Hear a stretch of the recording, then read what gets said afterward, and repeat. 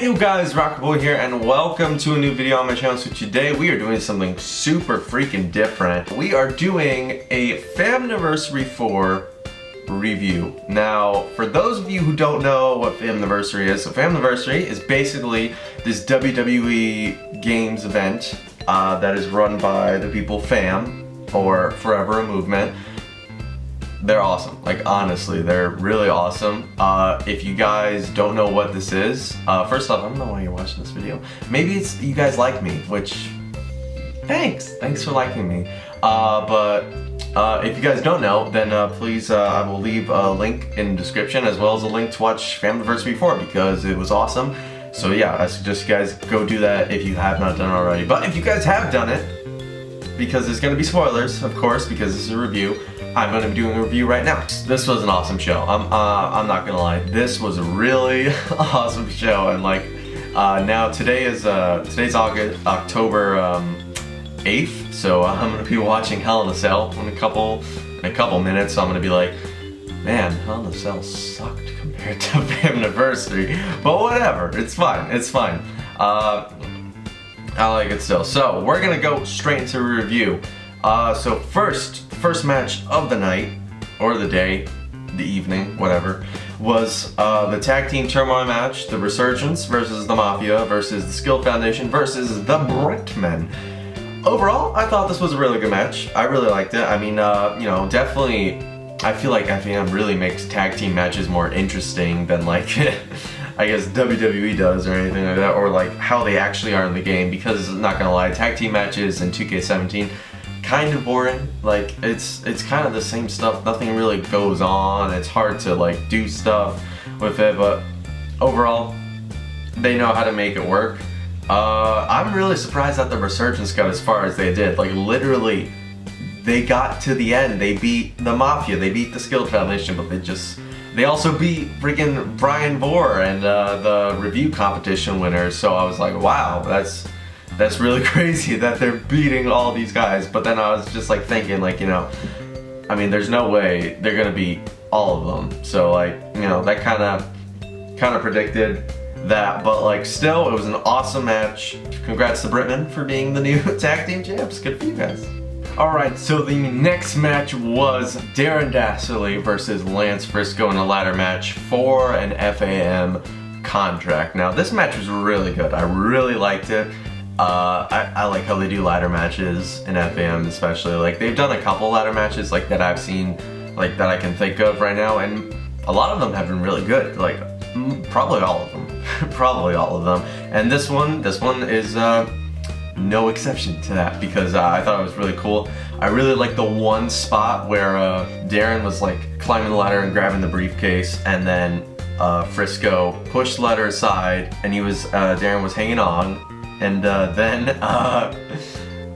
Frisco flipped him off, and then he fell right into an uppercut, which I was like, damn, that was awesome. And yeah, so I thought that was a really cool match, and Lance Frisco gets an FAM contract. Good for him. Good for him. And Darren doesn't. Or does he? So the next match of the night was Killswitch versus Sander versus Andy Badwell. Now, this was a great match. I really liked it. Again, for this match, it's kind of like, you can kind of see what's coming. You can kind of predict that it's going to be like Killswitch and Sander, they're going to like team up on Andy. They're gonna like beat him up for like the first couple parts of the match, and then eventually they're going to be like, oh right, we need to pick a winner, and then they're going to fight each other, and then yeah. So that is what happened. Still was a great match, and I really liked everything that happened. Especially there was one, I believe like Andy picked up Sander, and then going for a GTS, and then Sander reversed it into a zigzag, which was awesome. Which, like, honestly, I really love how like FAM do, like how they're just like able to like edit moves together, and they flow so well together. Like, it's so awesome. It's so awesome how they're able to do that. So yeah, definitely worked there, and it was great. So yeah, congrats to Andy, because he won it. Good for him. Next match was Pandorino versus Roberto for the Hardcore FAM Championship. Awesome match. awesome, just awesome match, especially at the very end when freaking Pandarino climbed onto the screen, which, by the way, that, like, how they edited that, like, it really worked. Like, they had him, like, climbing up the bar, and I was like, wow, he's actually climbing the bar. Like, I thought, like, there was, like, a couple angles where they were just, like, showing the crowd, and you can hear Romer and, like, the commentary people, like, basically saying, like, oh my god, he's doing it, and I thought literally that was gonna be it, them just saying, oh my god, he's climbing the cell, and then he's like, okay, he's climbing the cell. I mean, he's climbing the stage. But no, they legit showed it. They legit showed him on there, which they edited that, and it looked great. It looked great. Like, honestly, editing is on point for this show. So yeah, that was awesome. They freaking jumped off the screen onto Roberto, and I think it was through a table also. Yeah, it was through a table, and that was awesome. So yeah, but then at the end, we got Darren Dastly who came out, because I didn't actually know this at the time, but then, like, I remembered it when he said it. But, like, yeah, there was the whole 24-hour thing for the hardcore championship. So, like, I guess, like, when someone wins a hardcore championship, they have 24 hours before, like, they can, like, hold on to it without, like, being challenged, because then, like, just someone could come up and be like, hey, punch you in the face, I got a ref 1, 2, 3, I'm the hardcore champ.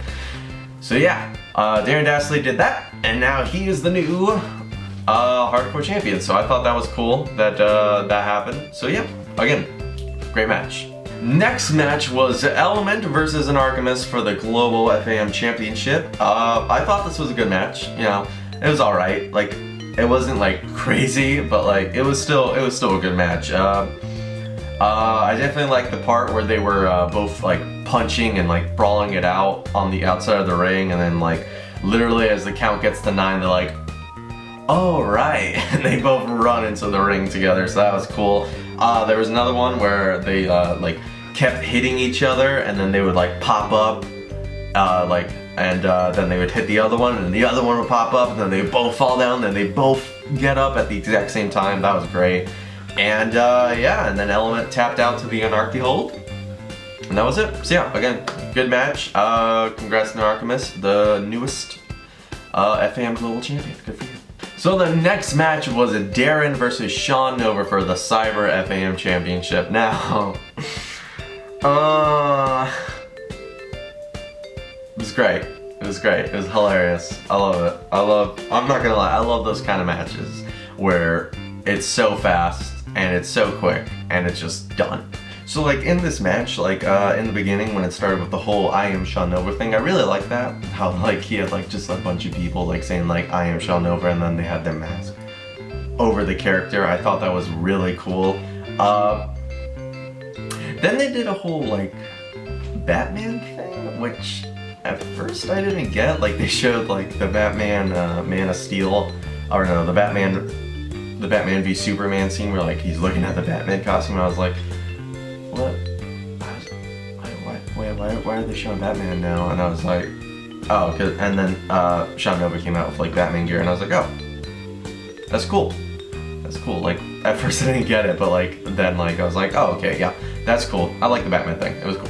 The one thing that I was like really confused about is that they put like so much work into like Darren's gear as well as Sean Nova's gear. Like, I mean, they put in a lot of like work and logos and stuff into that. Like Darren had the whole wolf thing, which was awesome. I really liked how that looked, and then Nova had his whole Batman thing.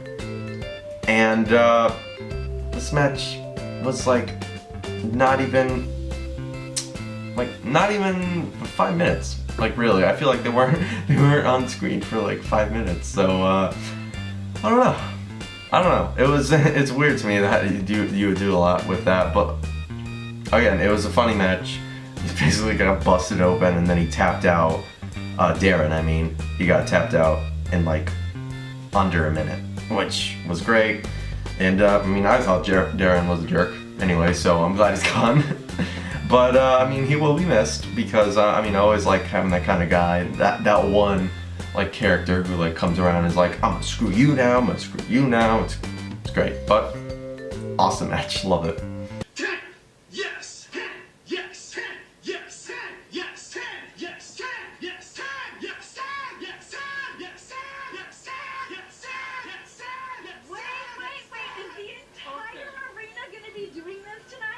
I'm not mad at that, but I will say I've never seen...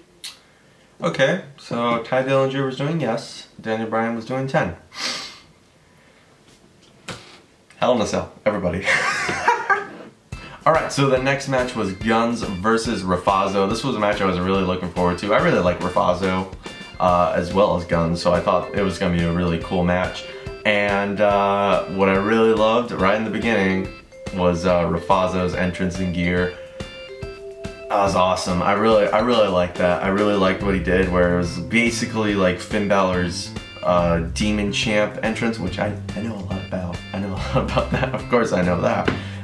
And it was like basically edited together with Rafaso's like original entrance, and that was awesome. Again, FAM really knows how to like edit things together like that, and his gear was awesome too. I really liked his face paint was like so cool. I liked his new like clown face paint. I hope he uses it again because it was awesome. I like the ending of this where basically Guns does a spear, but his head basically lands on the chair that was there, and kind of like knocking him out, and then Rafaso just pins him and it's over. So I was like, oh wow, that was really cool. The only thing I don't get is that, like, I mean, this wasn't a no DQ match. Like, this was just a normal match. So like, I feel like if that was the case, then one of them should have gotten disqualified then for using the chair. I feel like, since I'm pretty sure like Guns is the first one to like drop Rafaso onto the chair. So I feel like that means, okay, Guns is disqualified then, but it didn't stop. So I was like a little bit confused by that. But other than that, it was fine. Great match. So the next match was Jin versus Vikel versus Eve for the FAM Diamonds Championship. Again, I thought this was a really great match. I did. Jin's entrance, I really liked it. It was cool, but like, I didn't really get the whole the two like women that came out who were like had the skull like face paint and outfit and everything like that. Like I didn't get what that was supposed to do. Like, I thought they were gonna like lead her out. They just like went around the ring, and I didn't know if they were gonna like do something during the match, but no, they just like disappeared after that. So I was like, okay, yeah. I was like, yeah, that's cool. I just didn't really get the point of it, but still, I thought that was cool.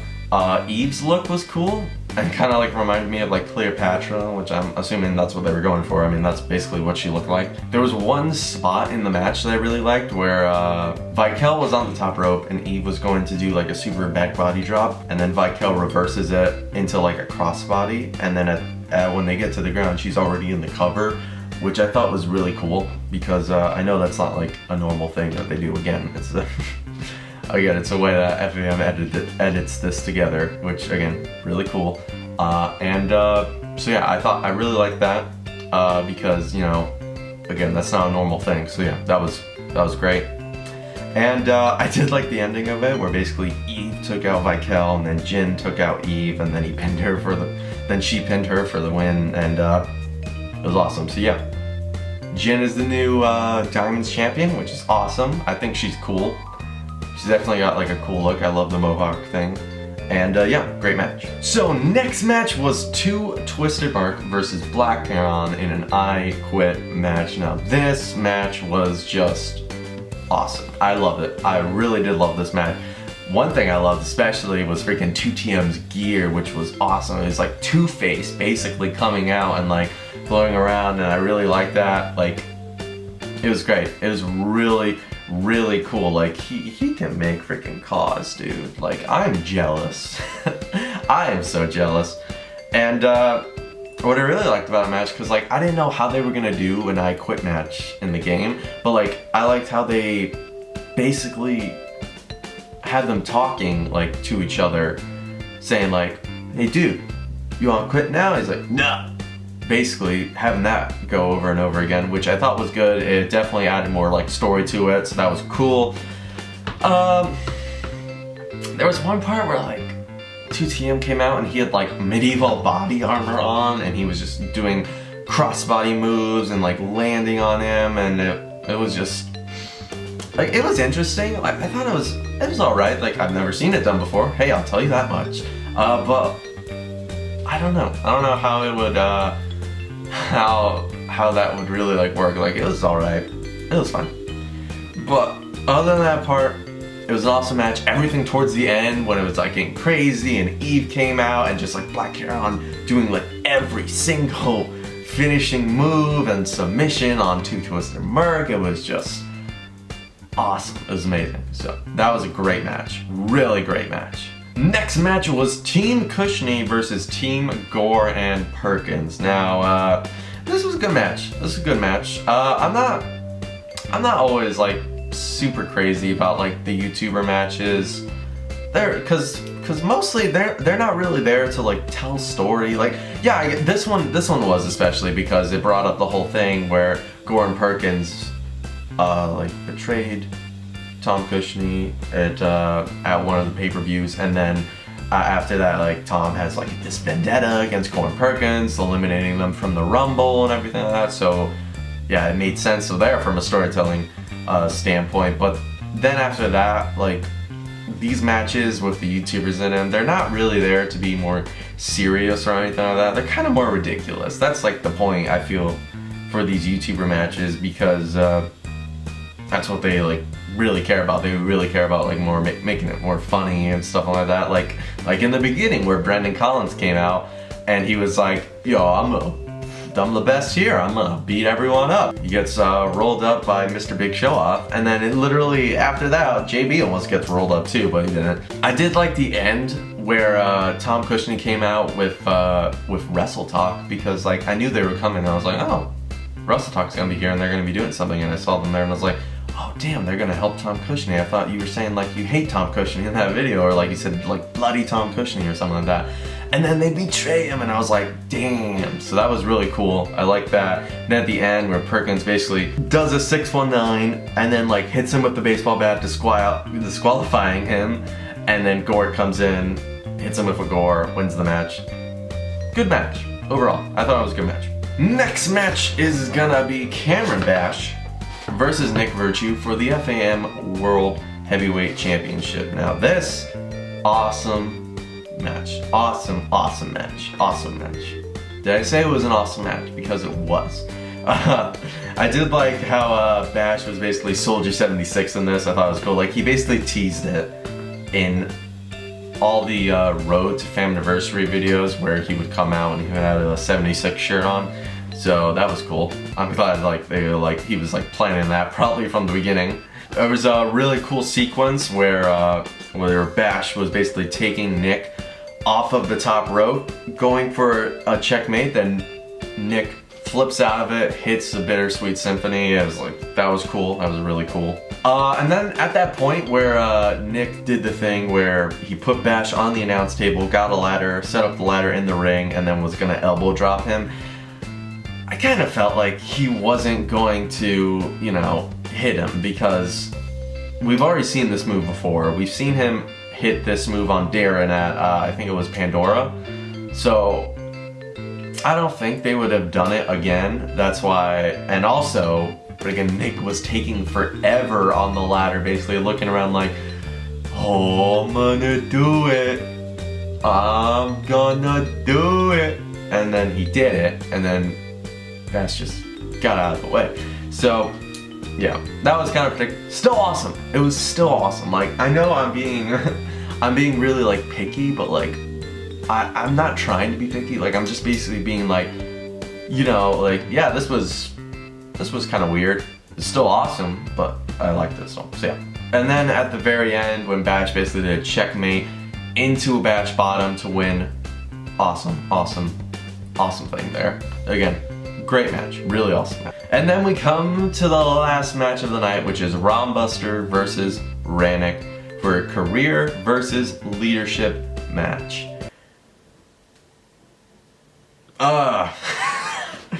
That's basically it.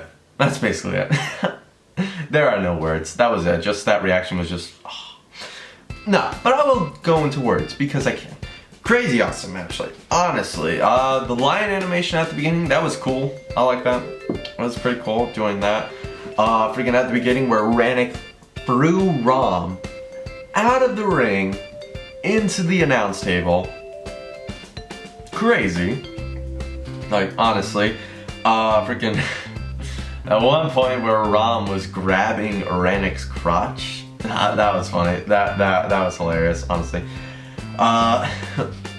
What else? There was a really cool sequence where there was a GTS by Rannick, then Rom hit a GTS, then he hit a sleeping pill, then Rannick did a Lisa, but then Rom reversed that into another GTS, then he hit him with an X-ray, then he got him on the top row and did a super pedigree, and then Rom won the match. So that was awesome.